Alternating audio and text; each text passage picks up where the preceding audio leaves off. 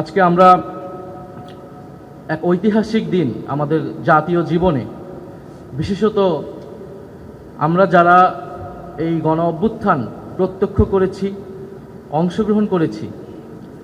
জুলাই গণ অভ্যুত্থান তাদের জীবনের সেরা মুহূর্তের মধ্যে একটি না, আমি বলবো সেরা মুহূর্ত।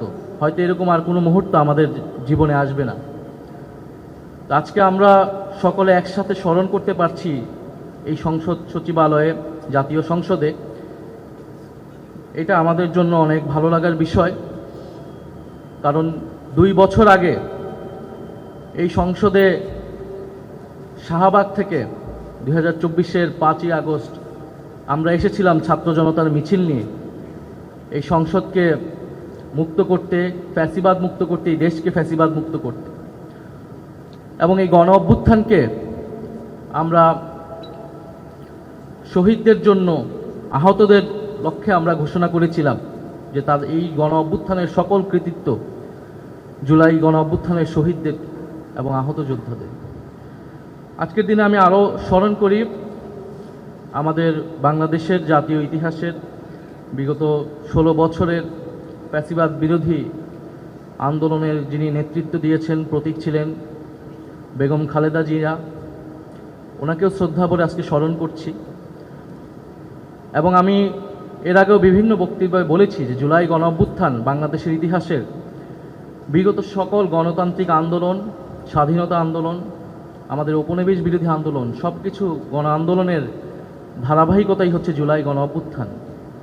কারণ এই জাতি, এই ভূখণ্ডের মানুষ বারবার জীবন দিয়েছে, রুখে দাঁড়িয়েছে স্বাধীনতার জন্য, সার্বভৌমত্বের জন্য, গণতন্ত্রের জন্য, ন্যায় বিচারের জন্য।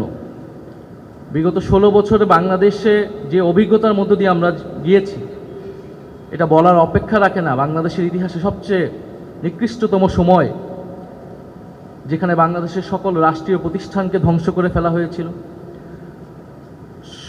দুর্নীতি, লুটপাট, গুম খুন, কী না অভিজ্ঞতা, কী না প্রত্যক্ষ করেছে এই দেশের জনগণ। জুলাই গণ অভ্যুত্থান ছিল সে আমাদের প্রতিরোধের মুহূর্ত, যখন আমরা রুখে দাঁড়িয়েছিলাম ঐক্যবদ্ধভাবে। আমরা তখন জিজ্ঞাসা করি নাই কার রাজনৈতিক পরিচয় কি, কে কোন দল থেকে এসেছে, কে নারী, কে পুরুষ, কে ছাত্র, কে শ্রমিক, দেশে কিংবা দেশের বাহিরে। এই গণ অভ্যুত্থানে সবাই সমানভাবে অংশ নিয়েছে। AKS অর্জন করল গিনেস ওয়ার্ল্ড রেকর্ডস।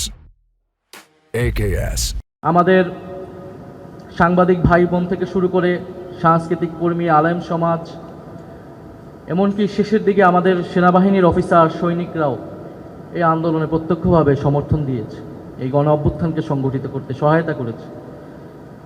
ফলে আজকের এই দিনটিকে আমরা জাতীয়ভাবে উদযাপন করতে পারছি, ব্যক্তিগতভাবে উদযাপন করতে পারছি, রাজনৈতিকভাবে উদযাপন করতে পারছি। এবং এই ঐক্য একটা বার্তা দেয় যে ফ্যাসিবাদ প্রশ্নে, ফ্যাসিবাদ বিরোধিতা আমরা এখন ঐক্যবদ্ধ আছি। আমাদের এই ঐক্য সুদৃঢ় হবে যদি সত্যিকার অর্থে আমরা জবাবদিহিতামূলক গণতন্ত্র প্রতিষ্ঠায় বাংলাদেশ যে লড়াই করেছে সেই বাংলাদেশকে আমরা তৈরি করতে পারি, যেটা রূপকার, যেটা রচিত হয়েছে জুলাই সনদে, গণভোটের গণরায়ে, যেটা জন আকাঙ্ক্ষা প্রতিফলিত হয়েছে। এবং ফ্যাসিবাদের বিচার, যারা গুম করেছে, যারা গণহত্যা চালিয়েছে, তাদের বিচার নিষ্পন্ন করা, সংস্কার বাস্তবায়ন করার মধ্য দিয়ে আমরা এই গণ অভ্যুত্থান দিবস এবং শহীদদেরকে তাদের যে ঋণ, সেই ঋণ আমরা কিছুটা হলেও শোধ করতে পারব। আজকের রচনা এবং চিত্রাঙ্কন প্রতিযোগিতায় যারা অংশগ্রহণ করেছে তাদেরকে শুভেচ্ছা জানাই, যারা ভালো করেছে তাদেরকে শুভেচ্ছা জানাই। আমি মনে করি যে জুলাই গণ অভ্যুত্থানকে সামনে এগিয়ে নিয়ে যাবে এই শিশু কিশোররাই। কবি সুকান্ত ভট্টাচার্য বলেছিলেন যে নবজাতকের কাছে তিনি প্রতিজ্ঞা করছেন যে বিশ্বকে বাসযোগ্য করে যাবেন। আমাদেরও সে দায়িত্ব। আমরা তরুণ অবস্থায়, বিশ্ববিদ্যালয়ের ছাত্র অবস্থায় আমরা আমাদের দায়িত্ব পালন করেছি। এখন এই শিশু কিশোরদেরকে দায়িত্বশীল হিসেবে গড়ে তোলা, বাংলাদেশের নেতৃত্ব হিসেবে গড়ে তোলা, যথাযথ নৈতিক মানবিক মূল্যবোধ সম্পন্ন নাগরিক হিসেবে গড়ে তোলা, এটা আমাদের সকলের দায়িত্ব। এই শিশু কিশোররাই আগামীতে বাংলাদেশকে নেতৃত্ব দিবে, জুলাই গণ অভ্যুত্থানকে ধারণ করবে। এবং জুলাই গণ অভ্যুত্থান আমাদের সাহিত্যে, আমাদের ইতিহাসে স্বর্ণাক্ষরে লেখা থাকবে।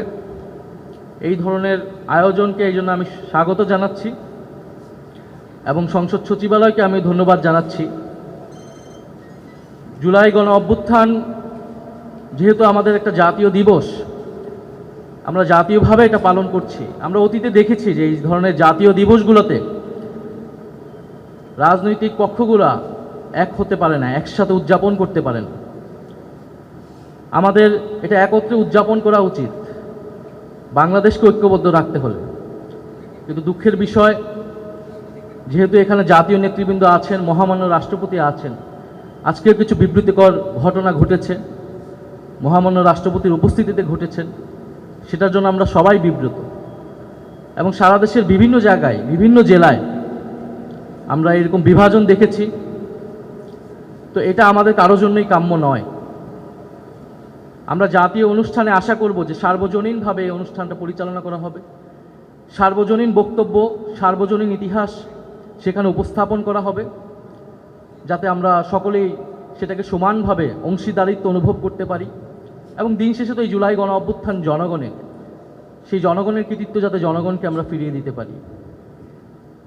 কিন্তু যদি এই ধরনের জাতীয় দিবসে দলীয় বক্তব্য, দলীয় ইতিহাস প্রচার, দলীয় ন্যারেটিভ প্রচার করা হয়, সেখানে বিরোধী দলের বা ভিন্ন রাজনৈতিক দলের অংশগ্রহণের জায়গাটা সংকুচিত হয়ে আসে।